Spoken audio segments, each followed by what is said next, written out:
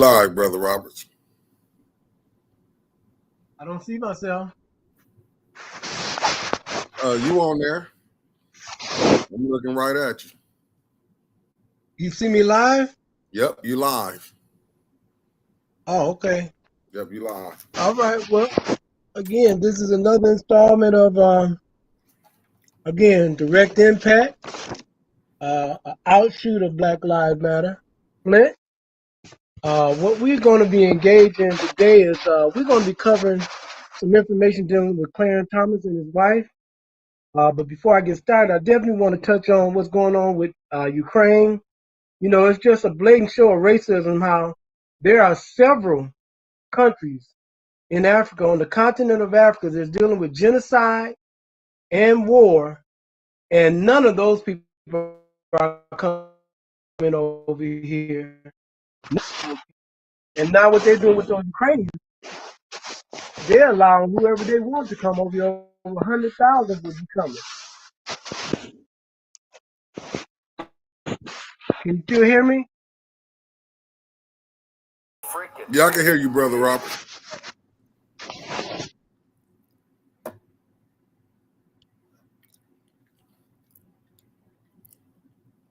You hear me, Brother Roberts? I can hear you. You muted yourself. But my sound is down. Yeah, I can hear you now. You was just muted for a second. I muted myself? You was muted for a second. I can hear you now. Okay, so yes, like I was saying, this is totally unacceptable what's going on. When you think about the total genocide, they're going to let 100,000 Ukrainians come over here, and they're treating them like they are first-class citizens, and what they do continue with black and brown people. And nobody in the Black Caucus or any black leaders, so-called black leaders, doing anything about it, mentioning anything about it, or saying anything about it. Totally unacceptable. Now, getting to our topic today. Listen here, this Clarence Thomas and what's going on is totally unacceptable. Clarence Thomas benefited from affirmative action, and he has used his rulings to dismantle all civil rights progress to date. He voted against the 1965 Voting Rights Act. In 2013, Shelby versus Holder. I mean, totally no respect, man. No respect for those that fought, died, and were killed, that were fighting for freedom or equality in this country. Now, like Obama, he and Thomas chastised black people for complaining about racism or mistreatment by blacks.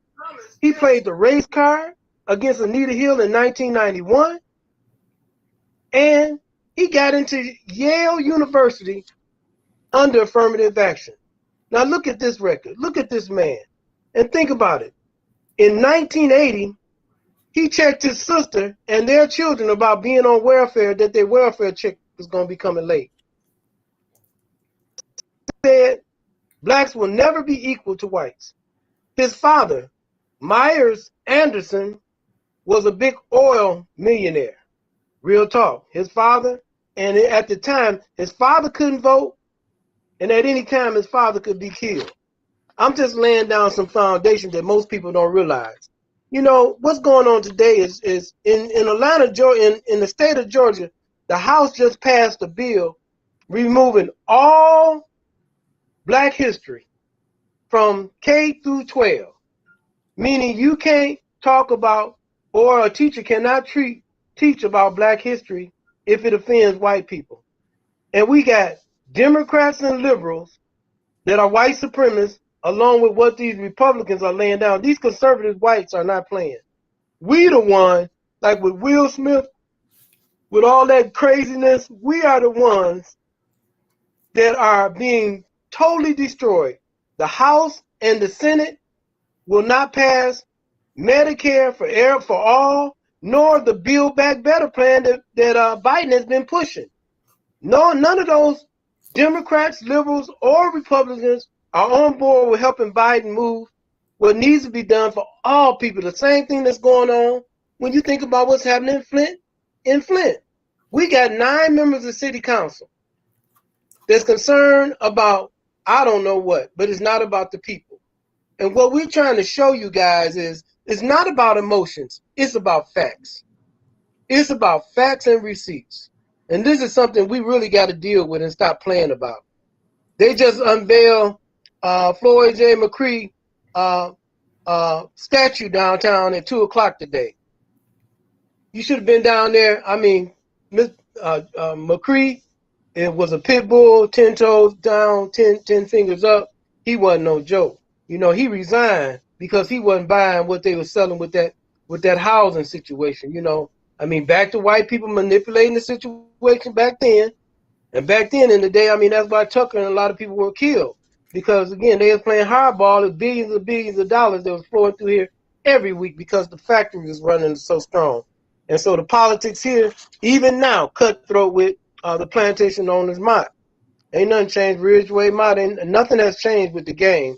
We just don't know how to play the game. And then we're not willing to stand together like these white people are. They focus. Those white people got together in Georgia and then took away black history. And think about it. Georgia, Dr. King. Y'all think about that guy. Dr. King, Fontroy, Farmer, John Lewis. Y'all think about this, guys. And what those black people down there, Tyler Perry and all the strip clubs, all that going on down there, and they just don't care. You know, that's why we're a joke. That's why black people are a joke. Now let's get to Miss Thomas. Really, Clarence Thomas should resign or be impeached. Dig Miss Thomas. She's a lawyer, a conservative activist. She's a lobbyist for CPAC, QAnon. She helped started the Tea Party. She's a white supremacist, a Federalist Society member, a Heritage Group member. She broke the law. She was in bed with Meadows. There was Donald Trump chief of staff. They were orchestrating the January 6th insurrection, where 150 officers, if that would have been black people, what the devastation and the carnage would have looked like. But over 150 officers were injured.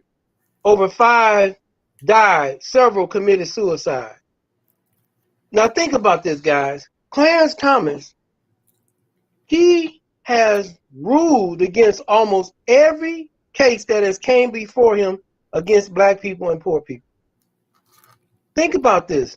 And then think about the Supreme Court. You know, they have no rules and no code of conduct. They literally can do anything they want to do, how they want to do it, when they want to do it, just like the police departments in this country. I'm talking about no oversight, no kind of boundaries. I mean, totally nothing, man. He is the oldest justice that's sitting on the seat today. And if you look at his voting record, again, when you look at his voting record, it is appalling. It is appalling. And what she and he has done, both of them should be charged with treason. Both of them in any other country on the planet. Trust me, both of these people would be locked up and shot. Both of these people would be tried, locked up, and shot. And it is a shame that this is happening, and we are allowing. And I'm having to say we are allowing it because we as black people continue to want to watch the NBA, the NFL, the NCAA, the WNCAA with the women. We keep wanting the blonde hair, Serena Williams with the blonde hair, Will Smith want to slap somebody. We keep wanting to do all this other dumb stuff while they continue to cut off our balls. And again, I really fought us now. It is about what we are choosing not to do, and eventually we are going to be extinct. A black person or American of African descent will be in a museum because they will be talking about us in the term of anthropology, right? You know how they, dig up dinosaur bones and stuff like that? Well, that's how they're going to be used. That's how they're going to be talking about us because we won't stand for anything. We'll kill each other. We'll lie on each other. We'll destroy each other. We stab each other in the back. We disrespect each other. We disrespect our women. We disrespect one another as men. and men disrespect women, black women disrespect black men disrespect black women, and all this is due really in part to being enslaved, that cultural condition that we still are dealing with on a daily basis, that we haven't had no kind of mental wellness or no kind of therapy at all. None of us. Although I've been in therapy for 2 years, but collectively as a group, we need some extensive therapy. Now, it is really appalling that laying out what Ms. Thomas and Mr. Thomas has done, and you see how they continue to move in society. She's a conservative activist. She is pro-white supremacy and does not hide, does not cloud it up, does not do anything to not let you know what her stance are, where her money is, and what she did with January 6th insurrection. She was one of the pivotal promoters, supporters, and actively engaged in several different groups to make that come to life. Today, she still believed that the election was stolen. She still believed that a lot of ballots were illegally gotten or gained, and that Donald Trump was cheated out of that presidency. And you cannot separate the two when you're saying a justice of the Supreme Court of the United States in a house with a woman next to him that he doesn't know. He voted, again, look at his records. And again, the other day he voted to make sure he was trying not to allow those records that the committee was looking for, wanting to go over. He was the lone person that voted against allowing those records to be released. Now, if that's not smoke, there's got to be some fire there. Now, again, when you really dwell down in the whole concept of what these people are engaged in, it is our responsibility, especially as people that vote, where we educate ourselves, where we get together and start forming our PACs and our committees, making sure that we can push our agenda, because it is about our agenda and not being ashamed of it. We've been here for 500 years. In 1870, they kicked out duly elected senators and congressmen in Georgia, guys. Kicked them out. Not no trial. They made them leave, man. And you wonder why history is important, why they don't want to teach it. You wonder why they have the right to manipulate a lie. And we keep allowing them to lie on us, to lie on this country, and we're going along with it. How is it that we can watch anything on television and we all are being destroyed? This is just insane. Because if you look at Clarence Thomas' record and his behavior, it is just in black and white. From day one, his attack on Anita Hill, again, a black woman. And again, he used high-tech lynching. He used a race card and then have fought to destroy every area of affirmative action or any kind of help or equality for poor people, period, in this country. And how long do we allow such behavior to take place? You can say what you want, and on the heels of Thurgood Marshall, when you think about what Thurgood Marshall and many of those lawyers, those early lawyers did, what a disgrace this man is. And again, along with his wife. And you have to say, they are doing it. You can't hate on them. One thing about power, you cannot hate on what power produces. Power respects only power. That's something that we keep. I don't know what's wrong with us, guys. I mean, would y'all help me? Because just like with the city council here and the mayor here, I was in a conversation with one of my fraternity brothers today, man. And he gonna tell me state dollars, those $200 million came from the state for a state park, and that it's got to go for a state park. Flint, Michigan don't need another park. Flint, Michigan, we need some money to help with returning citizens. That's those men and women coming home from prison, y'all. Housing redevelopment, y'all. A reimagination for our education system, y'all. I cannot drink the water coming out of my faucet. I live on 831 East 8th Street, guys, off of Lapeer, over here by Central High School. Cannot drink the water. Have to boil the water, guys. Now, come on. How in the world can we even entertain $200 million for a state park when we got parks in the city that needs funding with programs? We need real mental health restoration, meaning there should be a healing pop-up station almost 2 or 3 blocks away from communities all around our communities, because our community is suffering from severe trauma, hopelessness, depression, suicide. Because even if you think about suicide, it's not so much to putting a gun to your head. It's when you become hopeless and feel you are just surviving and not living. When you are living, you are planning for tomorrow. When you are surviving, you are living second by second. Wherever the wind blows, you're not planning anything. And when you don't plan, others are planning for us to fail. And because we are not together, we spend all that time arguing at the city council, when everybody on the city council should be moving the community together, whatever dollars they can get. Every ward should be getting some money to move it together, y'all, to make the wards whole again, to make people whole again, to make people well again.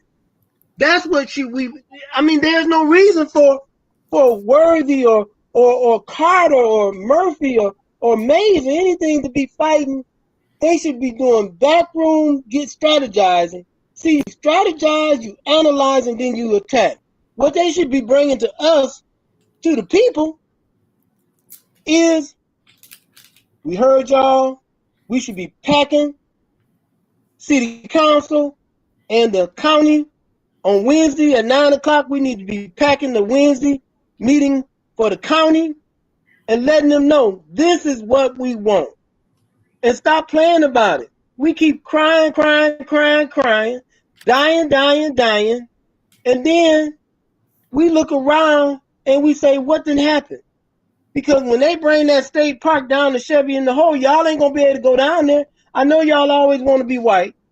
I hope when I can get back to my series, It's So Nice to Be White, I got to get back to that, man, because if this is not the writing on the wall, and again, let me preface this where my white brothers and sisters that are real allies, I'm not offending you guys, but you guys know better than me, your grandfathers or great-grandfathers, how they felt about black people.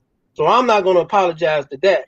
But if you guys are really on board with just equality, maybe if you don't want to talk about color because y'all want to be colorblind. So let's just say I'm a moon or I'm just a piece of paper and we just going to go with that. So we want people to have equality across the board.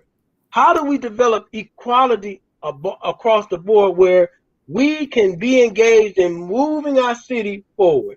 We need to move our city forward so we can get some things done, and we can get some things done. But what's going on in Flint right now, we can get some things done, guys. We really thought that these people that was coming on city council was going to move some things forward, guys, instead of this rodeo or this WWE, wow, this wrestling stuff that most of you people like. So again, back to my topic before I close out. I really think, let me mention about this, guys. Those oligarchs, those Russian oligarchs have some of the biggest yachts in the world.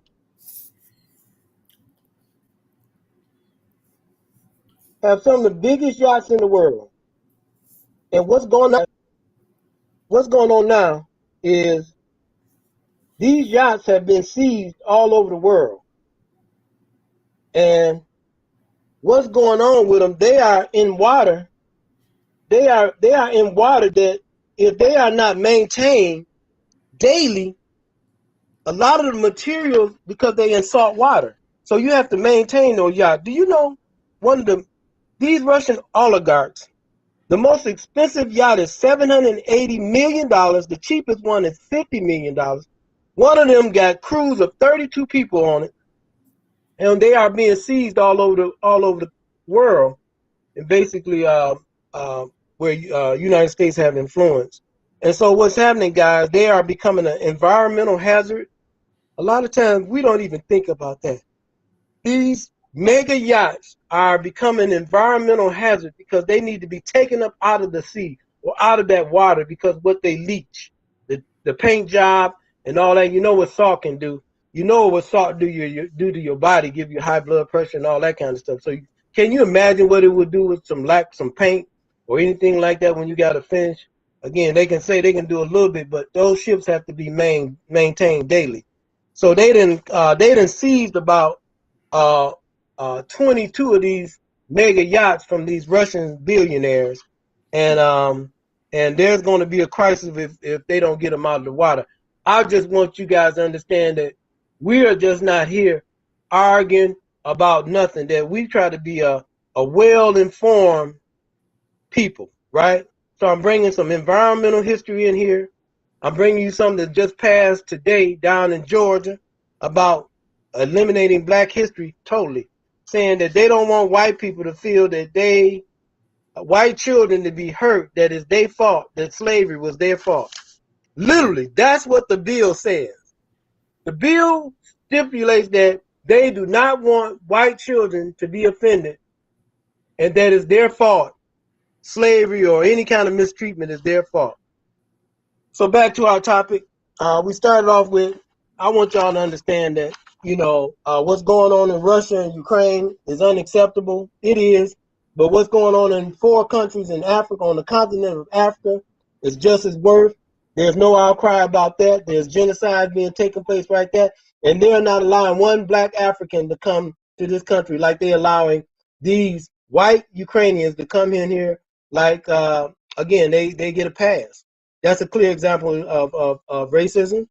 Clarence Thomas should be impeached, should resign. If you look at his history of voting against people of color and poor, if you look at his history, he got into Yale based on affirmative action. Since he got in Yale, since he got on the court, he has fought against any kind of progress for people of color or poor. If you look what he did in 2013, Shelby versus Holder, he voted and to strike down the pre-clearance clause in the 1965 Voting Right Act. Clarence Thomas did, then came back to vote to allow corporations to become people, like Obama, like a President Obama. Clarence Thomas chastised Black people for complaining about racism and the treatment by whites. That's what both of them did. He played the race card in 1991 against Anita Hill, knowing he liked that little black chocolate chip woman, probably harassing her. You know he's a nasty man. Okay, in 1980, he checked his sister and her children about being on welfare and waiting on a welfare check. Thomas said Blacks will never be equal to whites. That's what Clarence Thomas said. Now his father, Clarence Thomas' father was a oil baron. His name was Myers Anderson. Check him out. He could go, and at any time he could be killed, but he had money. So that goes to show you, no matter how much money you got, especially in the. Check this out. Y'all be talking about, we talk about Democrats, liberals, again, if it's about white genetic survival, that's the game that's being played, guys. Because if you look at Joe Manchin, what he's laying down, I don't know what kind of Democrat he is. I don't think he is. They haven't passed affordable health care in the whole country, not even thinking about that, let alone the Build Back Better bill. And then Joe Biden is supposed to have all these relationships with all these people in the House and the Senate? I don't think so.